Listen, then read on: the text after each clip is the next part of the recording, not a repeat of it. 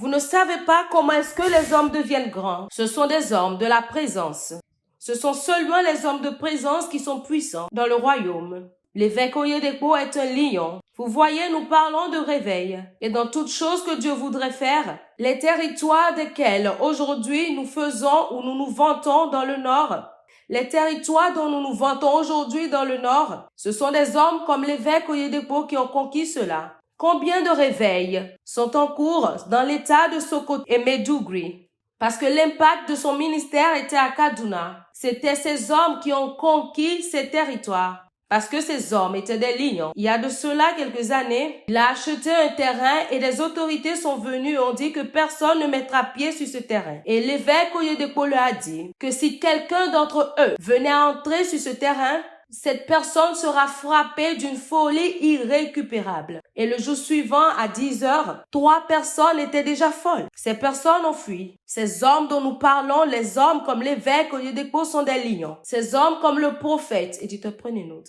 Ces hommes comme le pasteur William Kumuyi se sont levés et ont fait retentir le son de la sainteté. Et aujourd'hui, dans ces jours-là, ils sonnaient et ils brillaient comme le soleil. En ces jours-là, vous ne pouvez même pas employer n'importe. Dans ces jours-là, lorsqu'on recherchait quelqu'un pour occuper un poste, c'était les membres de l'église de la vie profonde qu'on cherchait. Même si ces personnes ne postulaient pas, on croyait en ces personnes. Parce qu'un homme a compris le système de la sainteté. Ils sont des hommes de la montagne. Vous pensez que les choses se produisent seulement? Je me suis assise sous l'apôtre à Rome et il a parlé. Et en ce moment, toutes mes convoitises sont mortes. Il n'a pas fait une étude biblique. Il a seulement donné une révélation. Comment est-ce qu'un homme peut déposer Dieu en vous tellement? Vous êtes venu comme un menteur et soudainement, vous êtes parti. Il n'y a pas de discipline, mais toutes ces choses qui étaient en vous sont mortes. Ce sont des hommes de la présence. Ils vont se déplacer à côté de quelqu'un qui a le cancer. Et ces personnes sont guéries. Comment est-ce que c'est possible? Ce sont des hommes de la présence. Si l'apôtre Selman entre ici maintenant, c'est un routeur. C'est un routeur, je vous dis. S'il entre ici maintenant, il y aura beaucoup de possibilités spirituelles qui se produiront de leurs propres accords. Parce que le prophète ou l'apôtre Selman est dans les parages. Lorsque vous allez dans ces rencontres, les choses se produisent. Même lorsqu'ils ne parlent pas. Ce sont des hommes de la présence. Il ne s'agit pas de l'écriture que vous connaissez. Les gens se blaguent. Les gens jouent avec leur vie. Je me suis décidé que même si c'est 5 clichés de mes vidéos ou de mes audios que vous entendrez, vous n'allez plus pécher. Le feu de Dieu entrera en vous et vous allez mourir à toute chose qui est de la chair. Dans mes jours, ça sera que les hommes craignent l'Éternel. Vous entendrez et vous compterez et tout démon qui vous détenait sera chassé. Ces démons fuiront. Il y aura tellement de manifestations que vous ne pourrez pas expliquer. Soudainement, vous allez vous mettre à prier. Je ne sais pas ce que vous poursuivez, mais moi, j'aimerais être populaire parmi les immortels. Je veux être populaire dans la région de Sion pour que lorsque je me montre, je vais marcher dans l'éternité comme un immortel. Je ne serai pas colossal sur la terre. Dans l'éternité, on m'appellera un patriarche. Les hommes des montagnes. Les hommes des montagnes. C'est sur la montagne que la volonté de Dieu est appréhendée. Sur la montagne. Dieu ne va pas engager quelque chose de sérieux dans votre vie jusqu'à ce que vous n'escaladiez la montagne sainte. Rien de sérieux ne peut vous être donné ou rien de sérieux ne peut vous être confié. Si vous voulez, commencez à réciter les versets. Pensez grand et motivez-vous. Les paroles de motivation ne peuvent pas vous faire bouger dans ce royaume. Dans Luc chapitre 9, au verset 26, au verset 34, c'est comme cela que le royaume a été remis à Jésus. C'était sur la montagne. Il a pris Pierre et Jean et Jacques et ils sont allés sur la montagne pour prier. Et pendant qu'ils priaient, l'aspect de son visage changea. Et Moïse et Élie étaient apparus devant lui. Et ils ont parlé de lui. Et ils ont parlé avec lui. De quoi parlaient-ils alors? Ils parlèrent de Jérusalem. C'est en ce moment et comme cela que la volonté du Père lui a fait été connaître. Et c'est en ce moment qu'il a connu la volonté du Père. Que si vous devez accomplir la justice divine, vous devez mourir. Et là où il devait mourir, c'était à Jérusalem. Il ne va pas mourir à Galilée. Il ne va pas mourir à Nazareth. Mais c'est à Jérusalem. Et il mourra sur la croix. Et c'est là le testament de la loi et le testament des prophètes ont été remis dans le royaume. Parce qu'il est monté, il a escaladé la montagne sainte. Et il s'est tenu là-bas et il ne devait pas descendre, même si cela devait lui prendre 10 ans. Vous allez prier pendant 10 minutes et vous finissez. Vous pensez qu'il s'agit du temps pour appréhender la pensée de Dieu? Vous suivez des gens et vous pensez que les personnes-là donneront la définition à votre destinée. Qui vous a dit que les hommes font des hommes? La pensée de Dieu. Pourquoi est-ce que Moïse était aussi fort? Parce qu'il avait un bon... Parce qu'il avait un fardeau pour délivrer Israël d'Égypte. Il savait que Israël était censé être délivré. Voilà le moment. Mais il ne savait pas comment gérer les choses. Il est parti tuer un Égyptien. Alors, combien d'Égyptiens allez-vous tuer durant votre vie? Et même si vous tuez tous les Égyptiens, il vous a dit que Dieu voudrait que vous viviez en Égypte. La destination, c'était pas en Égypte. Le fardeau l'a pris jusqu'à ce qu'il est allé de l'autre côté de la montagne. La Bible nous dit qu'il est venu à Horeb, la montagne de Dieu. C'est là que Dieu s'est révélé à lui et lui a commencé, à lui montrer la feuille de route de sa volonté. La stratégie était de défier Pharaon. Le renforcement, c'était la verge dans sa main. Et le mandat, c'était de les amener sur la terre promise. Il n'y avait pas de moyen par lequel il pouvait connaître cela s'il n'avait pas accédé à la montagne sainte. Certains d'entre vous êtes au courant de ce que Dieu voudrait que vous fassiez. Et vous dites que vous pensez. Si vous continuez comme cela, vous penserez toute votre vie. Vous ne pouvez pas mettre la main sur la stratégie jusqu'à ce que vous n'alliez pas, vous ne montez pas sur la montagne pour entendre la voix de Dieu. Parce que la voix vient avec le renforcement et cela vient avec le mandat. Jean a dit que celui qui l'a envoyé, il m'a dit également, cette personne lui a dit, que celui sur qui l'Esprit descendra et demeurera sera le Messie. Il savait que son mandat, c'était d'identifier le Messie. La stratégie était le baptême. Alors, il ne baptisait pas parce qu'il avait appris une nouvelle voix. Il a entendu cela.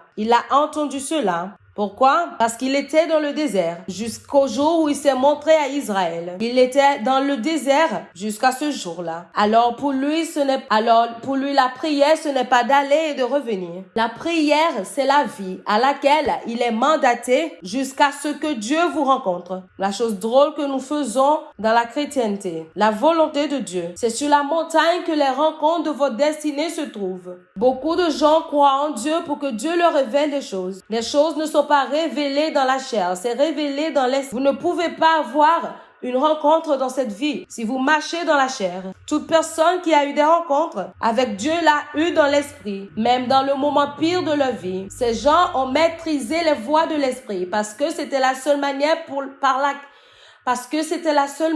laquelle ces personnes devraient vivre. Jean a été sentencé à la civilisation jusqu'à sa mort. La frustration, rien ne marchait. Ne parlons même pas de famille, ils n'avaient pas de famille. En ce moment, ils étaient morts à toute chose.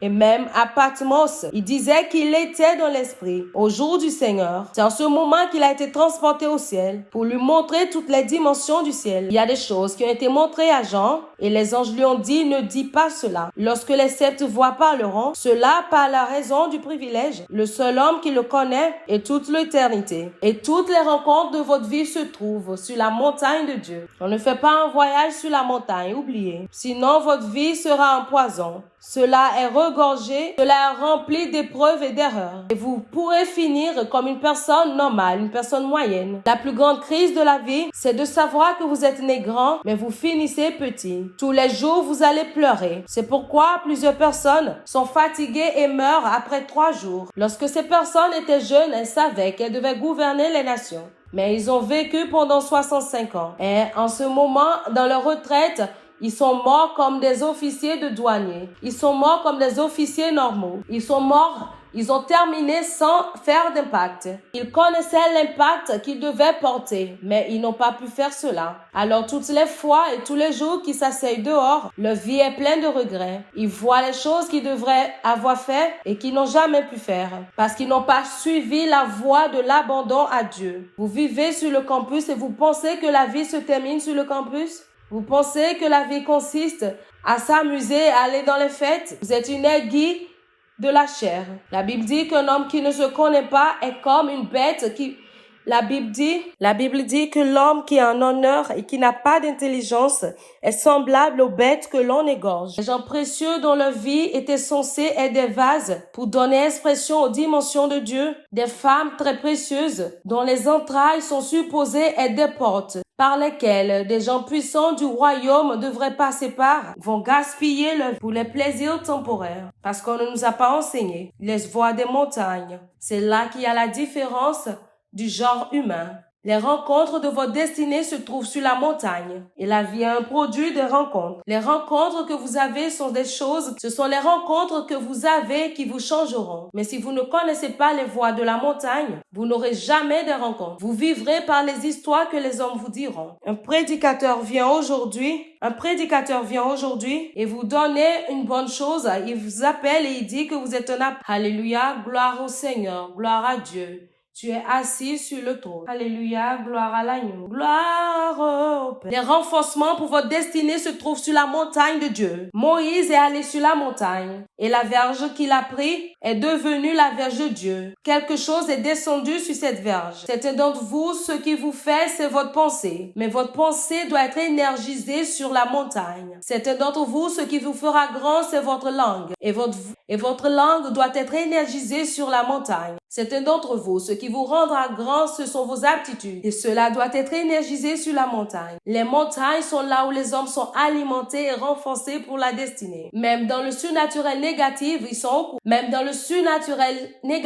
sont au courant. Cet homme qui est votre voisin et qui a une boutique là-bas, ce n'est pas l'eau qu'il vend qui le rend millionnaire. Il connaît l'esprit qui souffle dessus. C'est seulement les chrétiens qui pensent que la vie fonctionne par la chance. Alors tous les jours, ils font des erreurs. Ils essayent tout ce qu'ils peuvent. Vous êtes une créature très drôle. Les gens du monde vont vous vaincre dans toutes les choses que vous faites parce que vous ne connaissez pas votre profit. Cet homme qui connaît son avantage se rend dans un village et chaque décembre, il sait qu'il doit apporter son sacrifice là-bas. Et vous êtes ici et vous parlez. Vous dites que Dieu va vous montrer miséricorde. Ah, Dieu même. Je suis un enfant de Dieu. Les montagnes.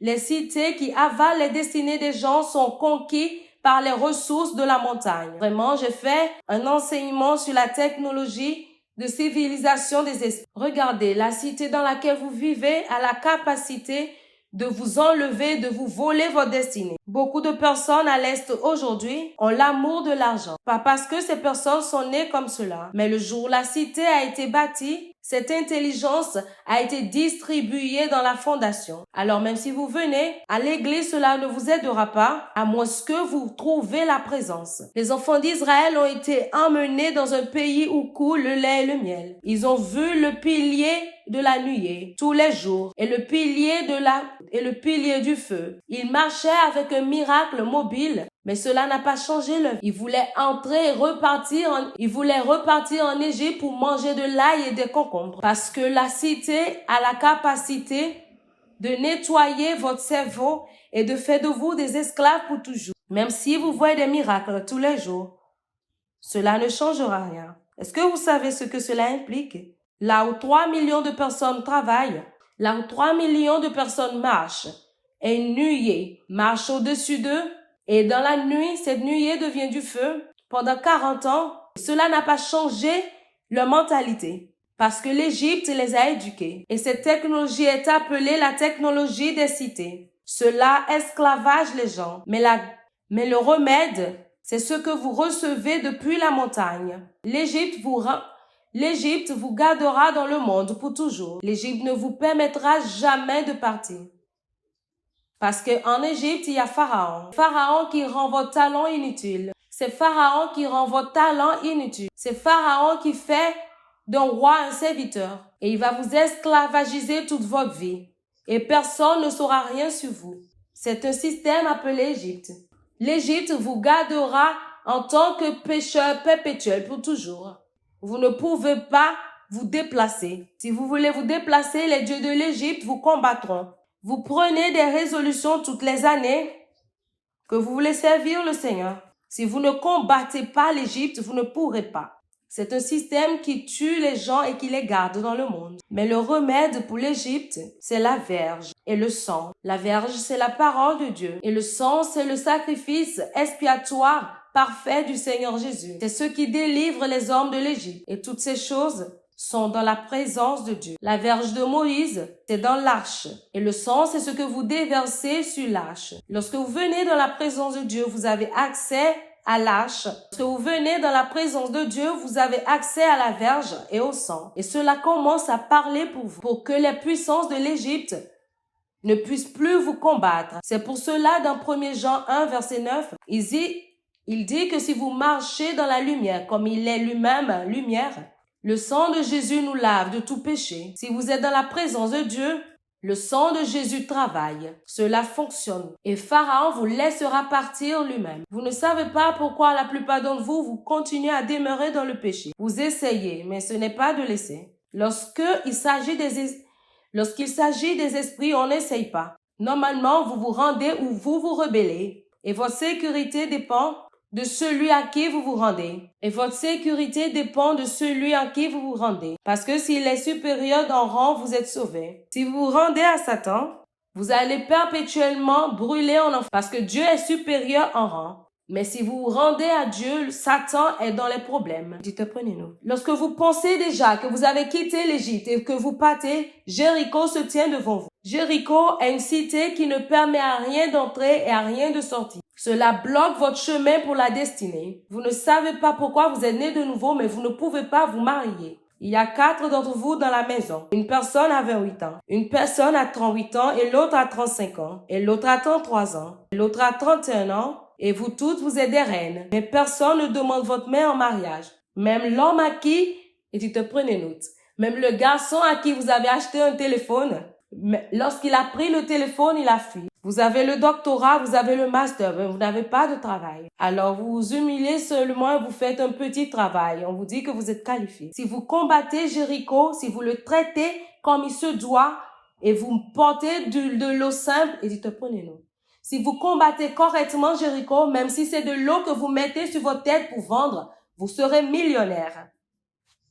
C'est une cité. Et ce qui combat la cité, c'est la trompette du sacrificateur. Le Saint-Esprit vous dit quoi faire. Et lorsque vous éclatez la trompette, la cité se rend.